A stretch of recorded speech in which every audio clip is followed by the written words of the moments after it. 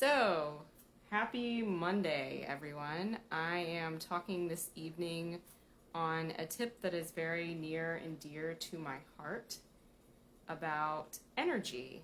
I very much enjoy talking to just about anyone about how to improve your energy, but personally, I've been on a journey for 9 years of trying to figure out how to get my energy back. And a big piece of that sleuthing part of it was realizing that I needed to get to the root of why I was exhausted all the time. And for me, that was getting a diagnosis of POTS and chronic fatigue that ended up being connected to a connective tissue disorder. How's that for wording there? Called Ehlers-Danlos syndrome. But many years later, I am happy to say that there are some easier methods to get your energy back that you can start putting into practice, whether you have issues with chronic fatigue and POTS like myself, or if you just suffer from exhaustion on a day-to-day basis. So,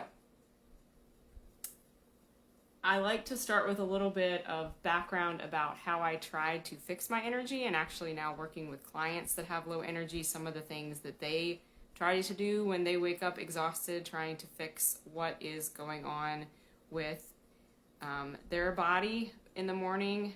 Lo and behold, many people immediately resort to lots of caffeine. I relied on caffeine for most of my adult life. It got me through graduate school, it got me through working full-time as a PT, and it got me through not being able to complete day-to-day tasks. But caffeine can actually backfire, as that can give you a crash later on in the day and make it difficult to fall asleep or get into a deep sleep, because it actually stays in your system even if you're able to sleep, and it counteract how well your body is able to get into a deep sleep. So, the other thing many people turn to is quick energy carbohydrates. There is nothing wrong with carbohydrates. I'm not against them. Even the processed ones in very, very small moderation, but if you rely on them constantly to give you energy, you're going to be on a roller coaster ride of blood sugar, where it will go high and then it will crash over and over again. And that can actually shift your nervous system into more of a stressed state, further draining your energy battery over time. So, I kind of want to do an ode to what I talked about last week. Actually, it's under my previous lives, where I mentioned that there are ways to help you sleep better. Excuse me, it wasn't last week, it was the last day of July, so 2 weeks ago, because sleeping better is a big piece that many people don't think about when it comes to waking up exhausted. They feel like they slept very thoroughly overnight, or you may actually admit to yourself that you didn't. But many of my clients say, well, I slept 8 or 9 hours, why do I not feel rested? There are quite a few contributing factors to why you didn't feel rested. I encourage you to go back and look at that July 31st live for more tips to improve your overnight recovery. So, each time that we wake up exhausted, to get into what I'm going to talk more about today, we can learn from how we feel. So if we wake up exhausted, that can be something from the day before or the night before or a couple days prior that we can learn from and begin to shift into a point where we actually have more energy. This shifting point comes when we begin to see what is particularly triggering us to be more exhausted on a day-to-day basis, and what particular practices or changes that we can put into our lives to make us less tired day to day. I like to call practices that help rebuild our energy resilience practices, because I do believe that we all have within ourselves the ability to bounce back and learn how to be resilient. Hence the name of my coaching business is Guide to Resilience. So I want to mention that a really great measure of how well that these resilience practices are working would be to start doing some form of using a form of a wearable device that's going to give you an overnight HRV reading or heart rate variability, because this is actually a direct measure of how well our nervous system is able to shift into a recovery mode during the night, and that number in the morning will tell you how much it shifted, along with how much what you did the day before or the day prior affects your body's ability to recover. If you're interested in more specifics on heart rate variability, I'm happy to talk to you about it. Drop a comment below this video or reach out to me on Facebook through a direct message, and we can schedule a time to chat. So, I will share some of my favorite practices to help you be less exhausted when you first wake up in the morning, the meat of this particular live topic. The leading one is very important for everyone, but especially those that have POTS and chronic fatigue, is, are you hydrated? Do you have electrolytes in your system? This may seem pretty basic, but oftentimes fatigue can be related to not drinking enough water. The daily recommendation of getting 50 ounces or more is a good place to start with. You can start small and begin to build so you don't feel like you're waterlogged. For those of us that have POTS, it's typically 2 liters and above. For some, more upwards to 3 liters. That can take some time to work up to, though. So, be patient with yourself, and if you need guidance in it, that'd be another great thing to drop a comment below the video for. The other piece of this is electrolytes. Sodium, depending upon the individual, is very important to help us keep water in our system so that we don't just drink it and it goes straight through us. However, based upon what your personal cardiovascular health is, notably blood pressure, you definitely want to check with your physician about your salt intake. But for those of us with POTS, it's 3 grams and up. So that's 3,000 milligrams and up of, sodium a day. So salt is kind of close to a 60-ish% of the sodium. So 1 teaspoon is equal to about 2,300 milligrams of sodium. So you're going to get quite a few teaspoons in if you have POTS to help you hang on to that water. The other electrolytes definitely don't need to be forgotten about, so calcium, magnesium, and potassium, and they can come from electrolyte mixes. LMNT is one of my favorites. It's quick to dump in your water, or you can mix your own with honey and salt and coconut water. I actually have a recipe for that I share with clients that is pretty good. You can add even a little bit of lemon in there for vitamin C, as that can help if you have some adrenal fatigue contributing to what's going on. But don't forget about the wonderful fruits and vegetables out there too that we have.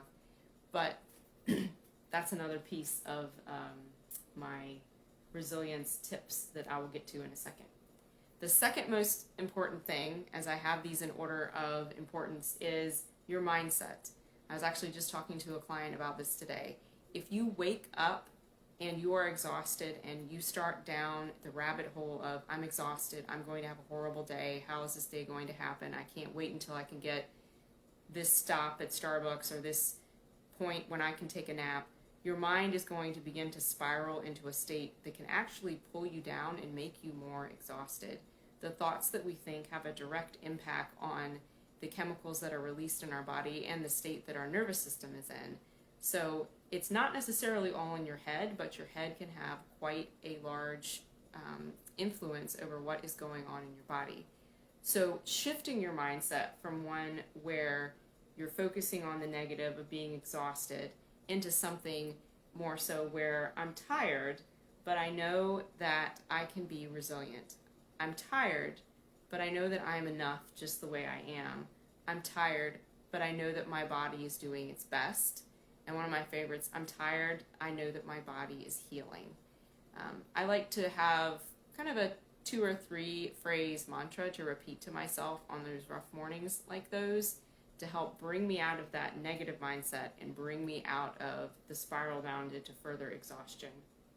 Another great mindset shift that can be helpful is tapping into the power of a loving kindness meditation, or into the power of metta, where you are sending loving kindness towards yourself, but also shifting it out to others around you and out into the world at large. It can help you shift less from the victim mindset of this is happening to me, to being shifting out to what is happening around you and giving support and love out to others. So my 2 favorites for mind shift shifts. The third one, which I talk a lot about, I have talked on previous lives, is the importance of breathing. There are certain types of breathing practices that can be more invigorating than others. There's the Windhoff technique. Personally, I am more of a fan of diaphragmatic breathing, as you get more of a pumping action of your lymph and your blood flow throughout your system, and it can help signal your body, if you're doing this in an even inhale and an even exhale, to begin to get your different body systems in sync, which over time, if you make this a habit every morning, can help you with your overnight recovery and with your daytime energy.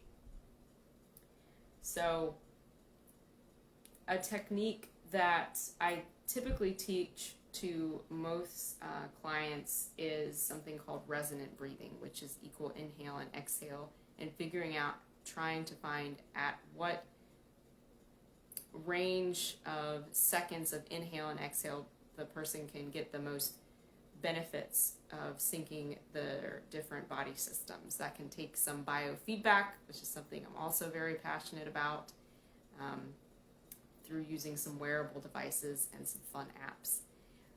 But all of that aside, you can just tap into the power of the breath with diaphragmatic breathing, with even inhales and exhales to start your day, just giving it 5 minutes, 5 seconds each, and really shift yourself from that overwhelming feeling of exhaustion to kind of like feeling you got a small cup of coffee in you.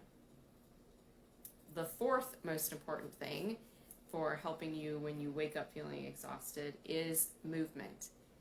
This can take all different shapes and forms. It doesn't necessarily mean get up and go for a run or get up and go for a walk around the block. Those are great. They can wake you up. They can help your energy.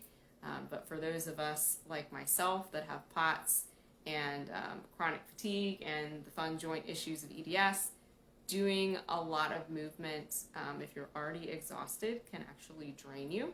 So finding some form of movement that begins to help your joints loosen up if they feel stiff, get your lymph and your blood flowing, can be tremendously helpful.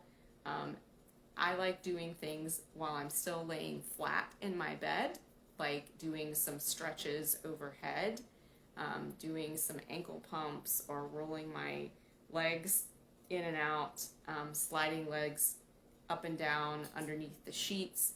This gets, again, that action of the muscle pump, bringing any pooled blood or lymph that's been sitting there overnight that can kind of make you feel tired and heavy, and moving it back up to your heart so that your body can help redistribute it and get rid of waste products. Movement also can come from breathing. I have to throw that in too. When you start breathing as you're moving, you're also boosting that pump to help get rid of anything that's been stagnant overnight and stuff. And last but not least, and I mentioned this before when I talked about the hydration piece and the electrolytes, is having a good breakfast when you feel exhausted. Many people that I have run into say that they're too tired to fix themselves a good breakfast, or they're too tired to even think about what they're going to eat for breakfast. That is very much understandable, but you have been in a state of fasting overnight, and depending upon when your last meal was, whether that be hopefully at least 12 hours, maybe more. Your body needs something to help you break the fast, and when you break that fast, it needs to be something that's nutritious and isn't going to send you on a roller coaster ride of energy. Like I mentioned before at the beginning of today's live, when you are eating a lot of processed carbohydrates, you're going to have surges in your blood sugar and crashes in your blood sugar, along with all of the possible chemicals in the more processed foods that can tax your body and really drain your energy as your body has to deal with the toxic load associated with those chemicals. So turning to foods in the morning that are nutritious and simple can be key. And that can really range from person to person. I'm personally a big fan of eggs. I've been doing hard-boiled eggs in bulk and having them in the morning. That's something quick and easy, and you can easily add good old salt to, for those of us that need more salt. Eggs have about 6 grams of protein each, so aiming for close to 20 is a good goal to kick off your day with protein. I typically combine eggs with something else like Greek yogurt or kefir and some fruit, or some pumpkin seeds. Those are also pretty high in protein. I'm personally not a big fan of peanuts because they are actually a high histamine food, which can make you kind of tired if you're sensitive to histamines. But peanut butter are a good source of protein for some. Or my second go-to breakfast lately is leftovers from the night before, and lately that's been something like a hamburger or pork chop and something like squash, which has lots of potassium in it and fiber as well to keep those blood sugars stable. But if you're not a huge breakfast fan, and I do keep this in mind as quite a few clients tell me they are not hungry when they first wake up, there's always an option of something like a smoothie, or even putting some collagen in a liquid beverage of some sort, whether that be a little bit of coffee or some decaf coffee to help you start your day with some protein to keep your blood sugar steady and keep your energy up. So those 5 things, hydration, mindset, breathing, movement, and a good breakfast, are keys to helping you not be so exhausted and start your day with more energy. If you're interested in learning more specific resilience practices and how you can improve your energy and begin to figure out more about what may be triggering you to be so tired when you wake up in the morning, I'd be happy to chat with you. Please drop a comment below this video or reach out to me through a direct message on Facebook, and we can schedule a time to chat. Hope you guys have a great rest of your evening, and I'll be back next week at 6 o'clock.